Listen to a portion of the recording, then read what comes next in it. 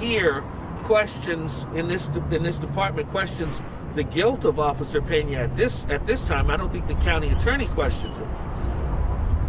But what does that say for the victims who had to go through basically a year of being told, quite frankly, because they were poor, because they were women of color, because they lived in South Phoenix, that their rape wasn't an urgent issue, and that allowed this man to rape 3 people. 3 women were sexually assaulted by this man, and I want to say one thing, and I never make these appeals through the media, but I do want to make it today. If you are a person, man or woman, child or adult, documented or undocumented, and you've been sexually assaulted by a Phoenix police officer in the South Mountain precinct or any precinct, it's okay to come forward. There are people who can advocate for you. It's okay to contact the media, your religious leaders. Please come forward, because a lot of these women were terrified. In fact, the 3rd victim is so terrified. We're still working very hard to help her gain the confidence to come forward and express what has happened to her.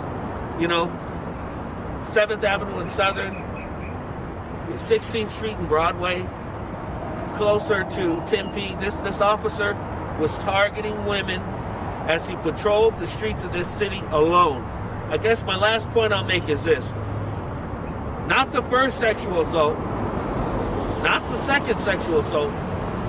You know, it took almost until the 3rd for the department to put him on administrative leave, paid, gave a rapist a paid vacation.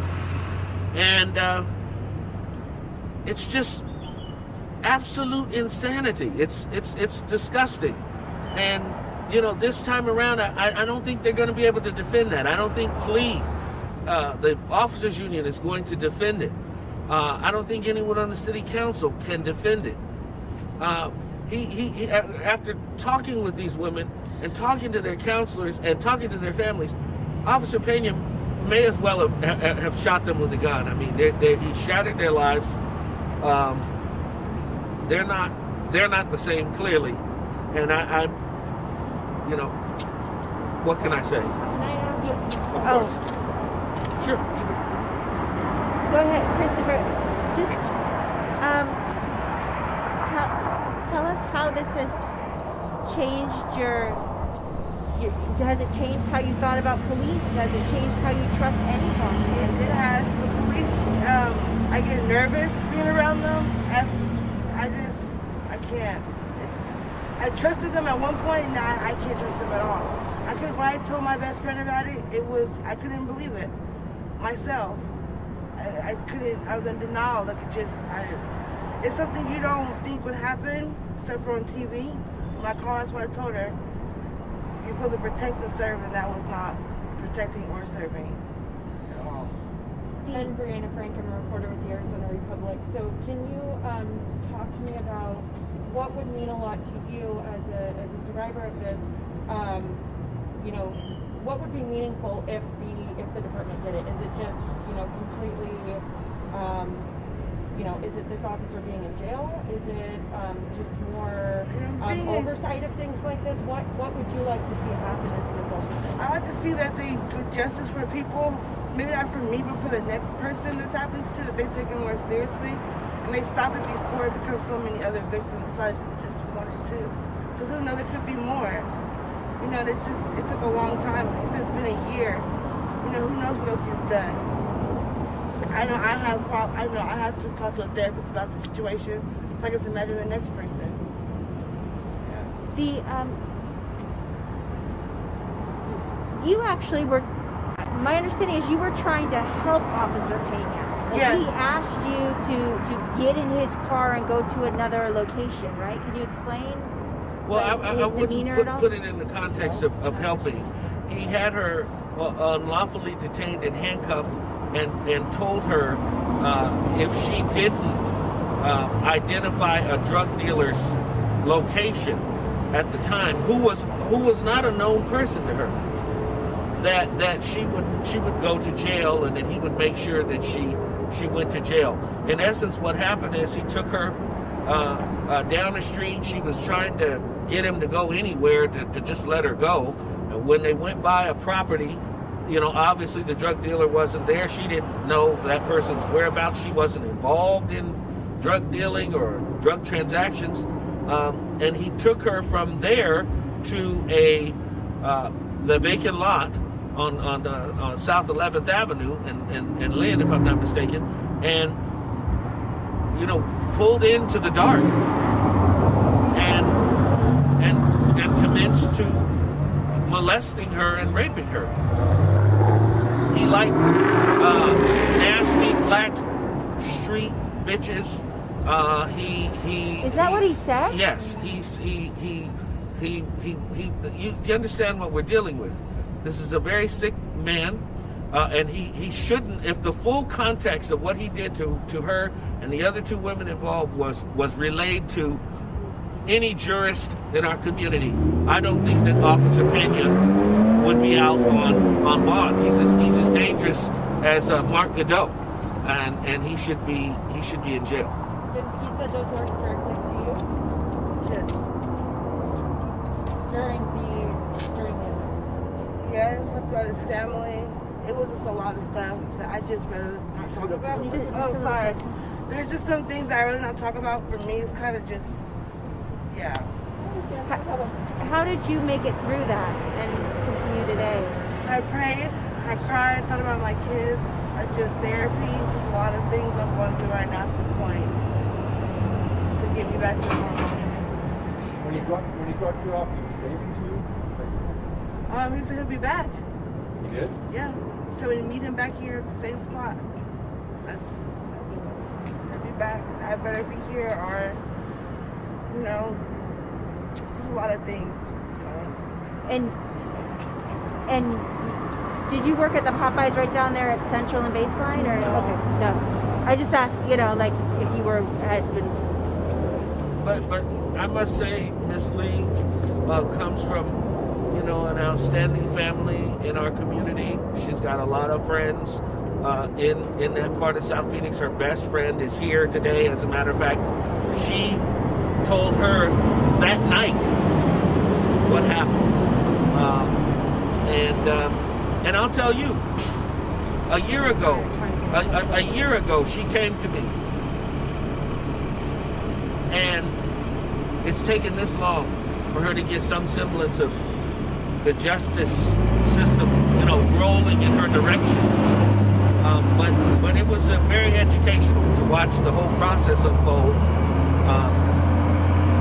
and to watch it continue to unfold, and continue to do her a great disservice as a sexual assault victim in our community. I wouldn't wish this on anyone, period, but the women of our community, I think especially, should be concerned, because if it happened to them, these women, it can happen to other women and men, but it's just, it's awful. These women were erroneously stopped, handcuffed, placed in the back of patrol cars, taken to dark, vacant lots in South Phoenix, and Officer Pena forced them to engage in sexual acts, endure horrific verbal abuse, and made, what at the time I'm sure seemed like serious threats against them if they said anything, if they refused him. This is something out of a work of fiction. But it happened. And, I want an answer from Jerry Williams. And Reverend Maupin, there was a plane flying overhead, so I want to make sure that we have this with good, clear audio. You're calling for Jerry Williams to step down at this point? Absolutely. 3 women were raped because she knew she had a rapist in her department, and she didn't do anything about it. In fact, when women complained about him raping them, they sent him back out on solo patrols. They gave this man a badge and a gun and a tank full of gas in an armored vehicle and authority in our community to go out and hunt women down, and he didn't. It'd be different if it was one rape. One rape is as bad as 100.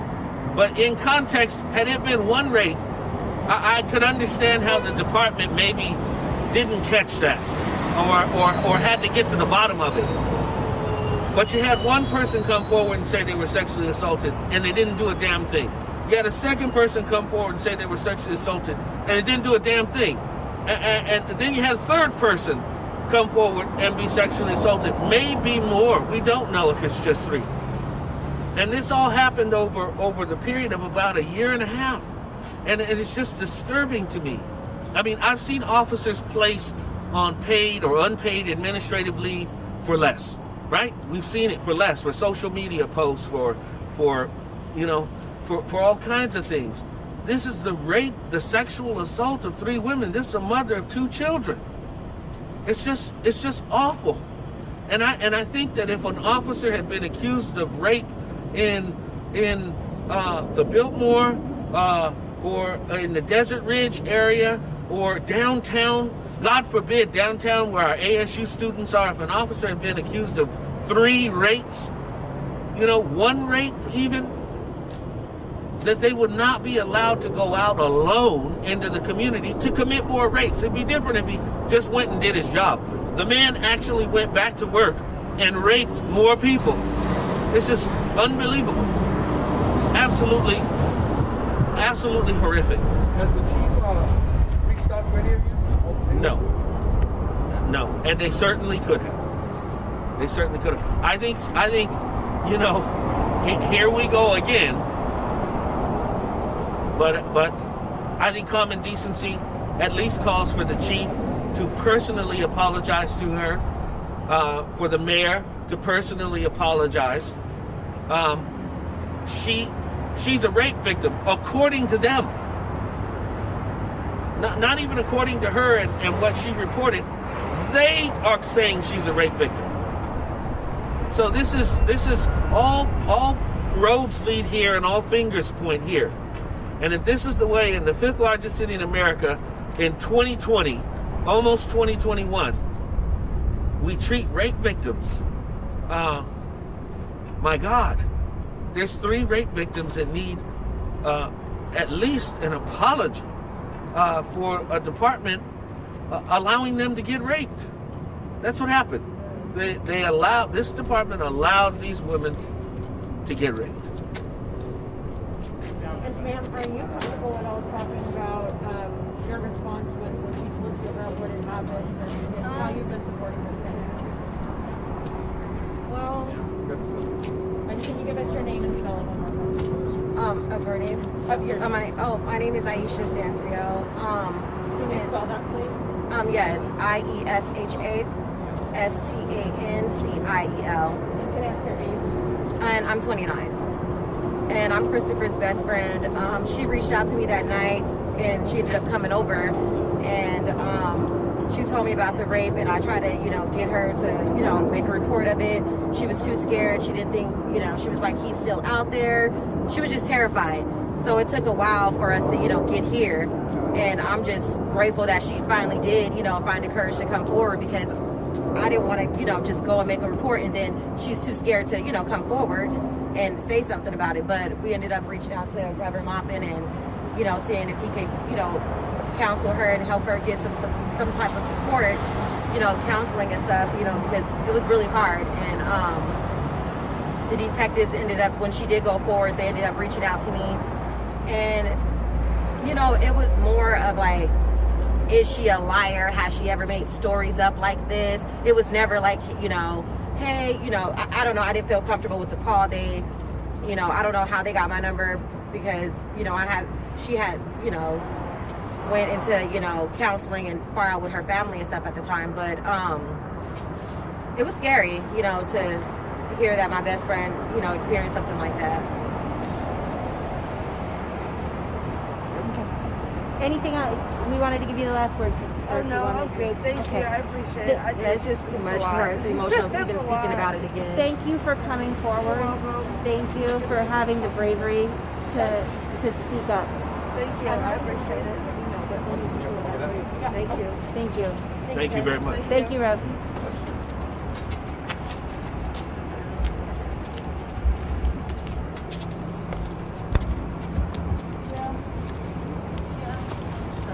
Right behind you. Oh, sorry.